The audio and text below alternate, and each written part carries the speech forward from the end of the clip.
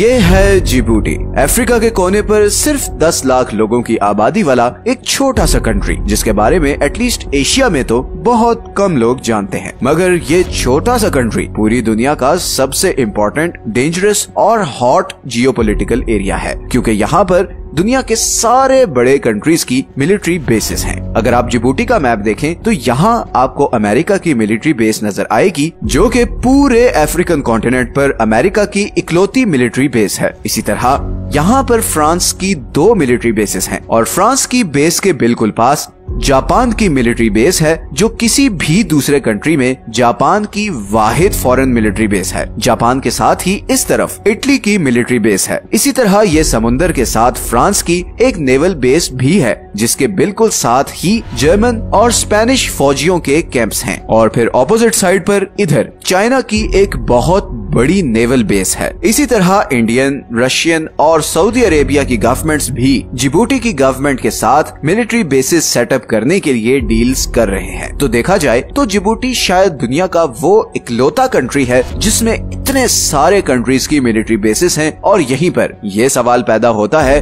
कि आखिर जिबूटी में ऐसी क्या बात है कि दुनिया की सारी बड़ी सुपर पावर्स ने इधर अपनी मिलिट्री बेसिस सेटअप की हुई हैं। आइए जानते हैं इस सवाल का जवाब। सच ये है कि इस वीडियो में असल में जिबूटी की इतनी इम्पोर्टेंस इसकी जियोग्राफिक लोकेशन की वजह से है। जिबूटी यमन के बिल्कुल ऑपोजिट बाबुल मंदेब स्ट्रेट के वेस्ट में है।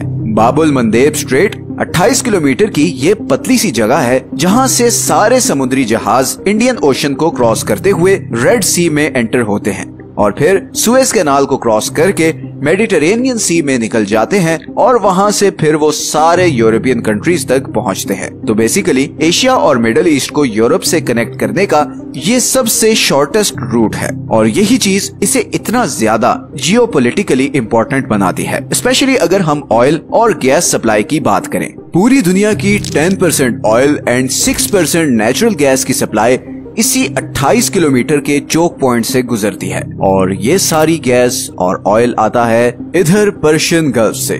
Persian gulf Iran, Iraq, Kuwait, Bahrain, Qatar, Saudi Arabia, UAE और ओमान में घिरा हुआ समुंदर का ये हिस्सा है, जहां पर पूरी दुनिया के सबसे बड़े नेचुरल गैस और ऑयल के रिजर्व्स हैं। पूरी दुनिया के 50% ऑयल और 40% नेचुरल गैस के रिजर्व्स इन कंट्रीज के पास हैं और इसीलिए पर्शियन गल्फ 21वीं सदी की सबसे इम्पोर्टेंट जियोग्राफिक लोकेशन है, बिकॉज इस एक खित्ते पर आधी से ज्यादा दुनिया की एनर्जी सप्लाई डिपेंडेंट है। इन कंट्रीज से तेल और गैस इन बड़े बड़े समुद्री जहाजों में लोड होता है और फिर ये 20 मील के चोक पॉइंट से गुजर के इधर एशिया के सारे बड़े कंट्रीज जैसे Pakistan, India, China, south Korea और जापान तक जाता है। और इसी तरह बाकी तेल और गैस इधर अरेबियन सी से होते हुए इंडियन ओशन में आता है और फिर बाबल मंदेब को क्रॉस करके सुएज कैनाल के थ्रू यूरोपियन कंट्रीज तक जाता है। 2022 के स्टैटिस्टिक्स के मुताबिक पूरे यूरोप की 20% ऑयल इंपोर्ट और 24% गैस इंपोर्ट इसी बाबल मंदेब स्ट्रेट से गुजर कर आती है और इसीलिए अगर ये स्ट्रेट किसी भी वजह से ब्लॉक हो जाए तो यूरोपियन इकोनॉमीज जबरदस्त फाइनेंशियल क्राइसिस का शिकार हो जाएंगी, बिकॉज फिर यूरोप पहुंचने का सिर्फ एक रूट है और वो इतना लंबा है कि पूरे अफ्रीकन कॉन्टिनेंट को क्रॉस करके ही आप यूरोप पहुंच सकते हो और इसमें न सिर्फ टाइम और खर्चा ज्यादा लगता है बल्कि ये रूट काफी डेंजरस भी है। ऐसा ही कुछ हुआ था मार्च 2021 में, जब सुएज कैनाल में एक शिप फंस गई थी और वर्ल्ड इकोनॉमी को 9.6 बिलियन डॉलर्स का नुकसान हुआ था। मगर जिस कंट्री के लिए ये स्ट्रेट सबसे ज्यादा इम्पोर्टेंट है वो है सऊदी अरेबिया। सऊदी अरेबिया के पास पूरी दुनिया के 15% प्रूवन ऑयल रिजर्व्स हैं। सऊदी अरेबिया सही मानों में एक पेट्रो स्टेट है। सऊदी अरेबिया का 46% जीडीपी ऑयल पर डिपेंडेंट है और उसकी 80% एक्सपोर्ट इनकम ऑयल से होती है। ये सारा इंफ्रास्ट्रक्चर, ये बड़ी बड़ी बिल्डिंग्स, ये जबरदस्त प्रोजेक्ट्स, ये लग्जरी लाइफस्टाइल, हर चीज इसी तेल की वजह से है और सऊदी अरब की सारी ऑयल फील्ड्स इधर पर्शियन गल्फ के बॉर्डर पर ही हैं और इसीलिए बाकी दुनिया तक पहुंच जाने का सबसे इजी रास्ता ये स्ट्रेट ऑफ हॉर्मुज के थ्रू है। अब स्ट्रेट ऑफ हॉर्मुज की बात करें तो ये करीबन 34 किलोमीटर की छोटी सी जगह है, जहां से पर्शियन गल्फ वाले कंट्रीज के कंटेनर्स गुजर कर बाकी दुनिया को जाते हैं। इस चोक पॉइंट को सबसे बड़ा खतरा ईरान से है। जो कि सऊदी अरब का सबसे बड़ा राइवल है। इस स्ट्रेट के आसपास वाले सारे आइलैंड्स भी ईरान के ही कंट्रोल में हैं और ईरान बहुत दफा ये स्ट्रेट बंद करने की धमकी भी दे चुका है। और अगर ये स्ट्रेट किसी भी वजह से बंद हुआ तो सऊदी अरब की इकोनॉमी महीनों में कोलैप्स कर जाएगी। इसी रिस्क को कम करने के लिए सऊदीज ने सऊदी अरब के ईस्टर्न बॉर्डर से लेकर वेस्टर्न बॉर्डर तक 1200 किलोमीटर लंबी एक पाइपलाइन बनाई, जिसके जरिए लिमिटेड क्वांटिटी में पर्शियन गल्फ से निकलने वाला ऑयल इधर रेड सी तक पहुंचाया जाता है और फिर यहाँ से ये ऑयल आगे सुएज कैनाल क्रॉस करके यूरोप तक जाता है। लेकिन फिर 2014 में यमन में शिया और सुन्नी ग्रुप्स के दरमियान एक सिविल वॉर शुरू हो गई एंड शिया हौसियों ने यमन के कैपिटल सना का कंट्रोल ले लिया। अब क्योंकि इस सारी वॉर में सऊदी अरब हौसियों के अगेंस्ट सुन्नी ग्रुप को सपोर्ट करता रहा था, तो हौसियों ने अपने सारे गुस्से का रुख सऊदी अरब की तरफ कर लिया। और क्योंकि ये सारा एरिया सऊदी अरब की इन पाइपलाइंस के बहुत करीब है और हौसी बागी भी बहुत बार ये पाइपलाइन उड़ाने की थ्रेट दे चुके हैं, तो एक तरफ ईरान है जो स्ट्रेट ऑफ हॉर्मुज ब्लॉक करके अरब ऑयल की एक्सपोर्ट बंद कर सकता है और दूसरी तरफ इधर यमन में ईरान बैक्ड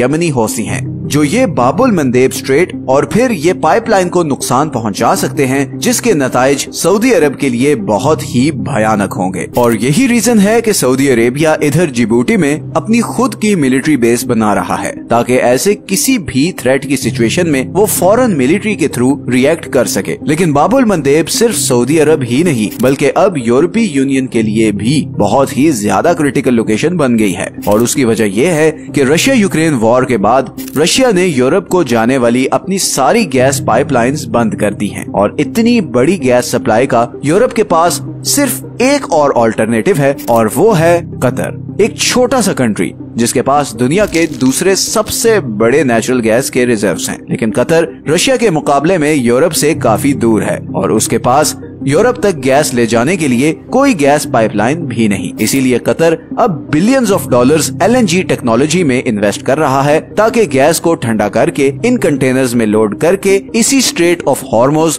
और बाबुल मंदेब स्ट्रेट के थ्रू सुएज कैनाल को क्रॉस करके यूरोप तक ये गैस पहुंचा सके। और इसीलिए यूरोपियन कंट्रीज जिबूटी पे अपनी मिलिट्री बेसिस बना रहे हैं ताकि इस रूट को कोई भी ब्लॉक न कर सके। इसी तरह चाइना की 30% मैन्युफैक्चरिंग एक्सपोर्ट्स इसी बाबुल मंदेब स्ट्रेट से होते हुए यूरोप और नॉर्थ अमेरिका को जाती है। तो वर्ल्ड ट्रेड को स्मूथ रखने के लिए इस स्ट्रेट का सिक्योर रहना बहुत ही ज्यादा इम्पोर्टेंट है। मिडिल ईस्टर्न कंट्रीज ये स्ट्रेट इसलिए सिक्योर रखना चाहते हैं ताकि उनका सारा तेल और गैस स्मूथली यूरोपियन कंट्रीज तक पहुंच जाए। चाइना के लिए ये स्ट्रेट इसलिए इम्पोर्टेंट है बिकॉज उसकी मेजॉरिटी एक्सपोर्ट्स इसी रास्ते से दूसरी मार्केट्स तक जाती हैं और इन्हीं एक्सपोर्ट्स से चाइना की इकोनॉमी चलती है। अमेरिका इधर मिलिट्री बेस बनाकर इसलिए बैठा है कि इस सारे ग्लोबल ट्रेड पर नजर रख सके और चाइना या किसी और कंट्री को इस रूट का कंप्लीट कंट्रोल हासिल न करने दे। लेकिन इतने सारे कंट्रीज की यहाँ मिलिट्री बेसिस होने की